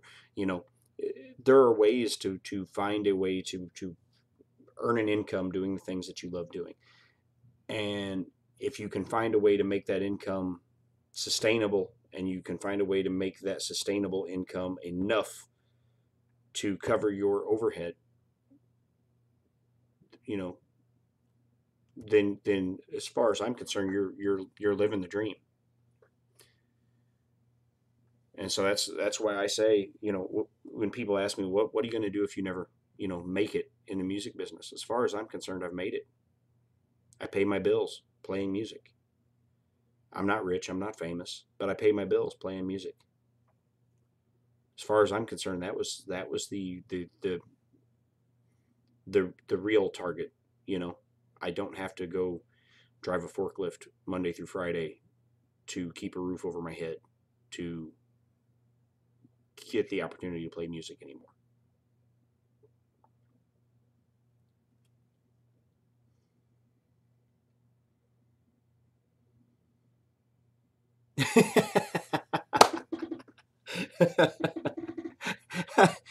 I I just tried to come up with something that I doubted any of you were dreaming about. Because I didn't want to accidentally poo poo on somebody's dream in the process of this, because everybody, your dream is your dream, man. Whatever it is, it doesn't matter. As long as it doesn't hurt somebody else anyway. um, you know do do that, pursue that, find a way to make that make your living. And when you reach that point in your life, when you reach the point where the thing that you love to do is what keeps you is able to keep you going, financially, you will have reached a profound place in your life. You will be happier than you've ever been in your life. And I can speak from experience because I'm there. I sent a message very similar to Joel after he announced that he was going to be a full-time content creator. I, I said, congratulations. You know, congratulations, man. You know, when you get to say that you make your living doing the thing that you love doing, then you know, it's it's life is golden. It really is. It's those moments when every day whenever I go to work, I don't say I have to go to work. I say I get to go to work. I get to go make music. Tonight, I get to go make music on the rooftop at the stage, 6:15 to 10:15. And I'm not going to make a mint. I'm not going to make a fortune. But I get to go and do it and make money that I will bring home and use to provide for my family and keep a roof over my head. And and that's a beautiful thing. So if I never get rich, if I never get famous, I never set out for any of that. I never did. I never set out for any of that. I set out for music to to be what I did. For music to take care of me and me to make music. That's what I set out doing, and music is taking care of me. And it took a lot of hard work. It took a lot of years to get here.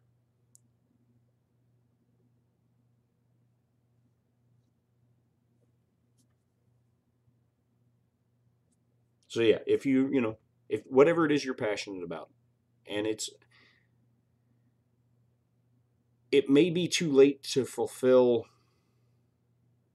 Like if you dream of being center fielder for the New York Yankees, well, that may be a little lofty of a goal. Set realistic goals. You can't say you want to be center fielder for the Yankees and you're 53 years old and you've never picked up a baseball in your life. That's probably not a realistic goal. But when I sat down and I made my goals for music was to make my living, to provide for my family by making music. And I do that now. So I mean, as far as I'm concerned, I've made it. Now it's the work to stay there, um, and to continue to drive forward and see if I can find a way to.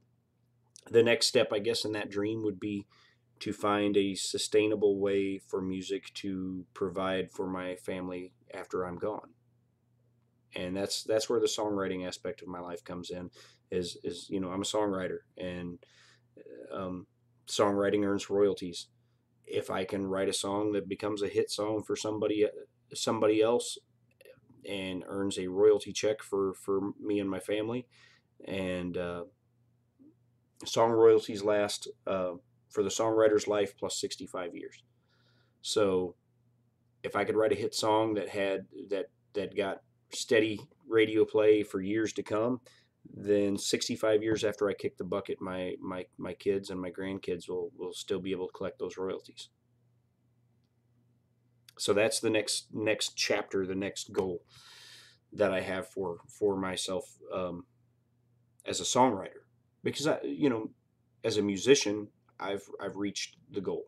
The goal as a musician was roof over my head, food on my plate, being provided by music, and I'm there.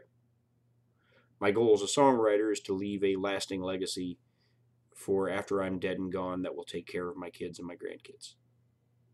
So that's where I'm at now, is pursuing that.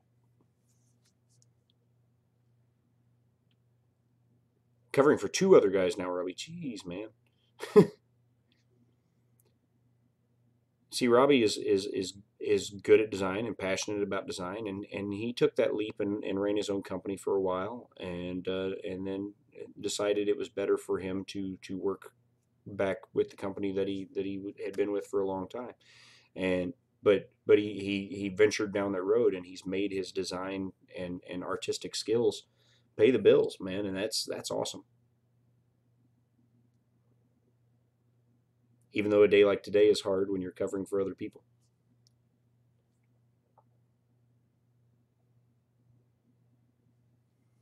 Yeah, Ron, come on out, man. Hey, come on out and hang out at a show sometime. I'll show you my office. my office, my office is full of drunk people and bachelorette parties. Bachelorette parties are the worst, though. I'll be the first to tell you, bachelorette parties suck. That nobody demands more from a musician than bachelorette parties, and bachelorette parties don't tip you a dime. They ask for the moon and don't give you anything in return, but attitude. They give you attitude when you don't know the song or don't do it. I got one of them good a couple weeks ago though. They kept asking for a song that I knew, but it was a horrible song. It's a song I didn't want to play. I didn't want to play it, and they weren't giving us any money for it. So I just kept saying no. I'm sorry, no. Just kept telling her no, and the maid of honor grabs the bride around the shoulder and says, "Come on, how can you say no to her? She's getting married." And I said, "Easy, I ain't the one marrying her."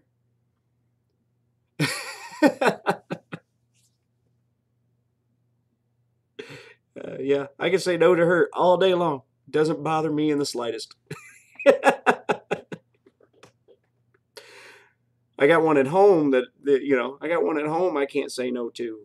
Uh, I'll do whatever she wants me to do, and I won't say no. But your friend there, I can say no to her all night long. No, no, no. I ain't the one marrying her. It doesn't bother me.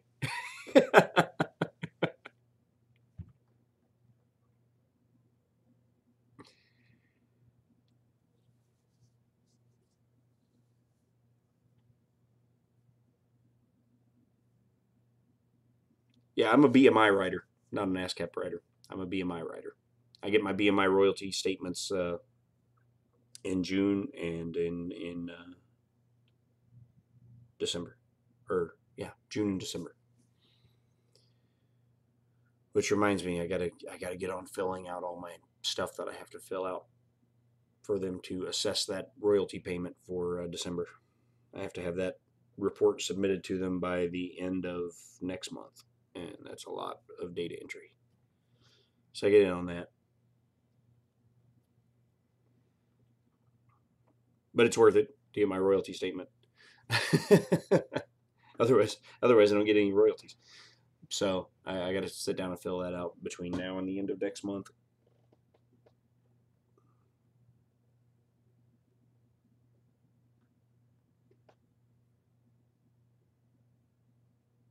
But anyhow, it is 10 o'clock Central Time. You know what that means? It means we have reached the end of the stream for today. But thank you guys for coming by. Thank you all for hanging out. And I'm sorry I wasn't that inspired creatively today. It was just kind of me sitting here and yammering about my projects and what I got going on. But I appreciate you guys. There are links below to support the channel. It's never, ever required. And it's not what I do this for. I do this to hang out with you guys because I enjoy it. So, and thank you again, Ryan, for the olive drab filament right there. Thank you again for that. I appreciate it. It will get used, man. It will get used in prototyping these designs. And yeah, thank you guys again for stopping by, and thank you for those who clicked the thumbs up, like, subscribe, all that stuff. Ring the bell, and I guess I'll see you guys tomorrow for Mike Whaley's morning stream, and of course we'll catch you with Walter on another day because he's not having his live stream tonight. I don't think. I think he said he had a football game tonight to go to, so there's no live stream, no country time tonight. But we'll see you all on down the road. God bless you guys. Thank you so much. Really appreciate it. And we'll see you all next time.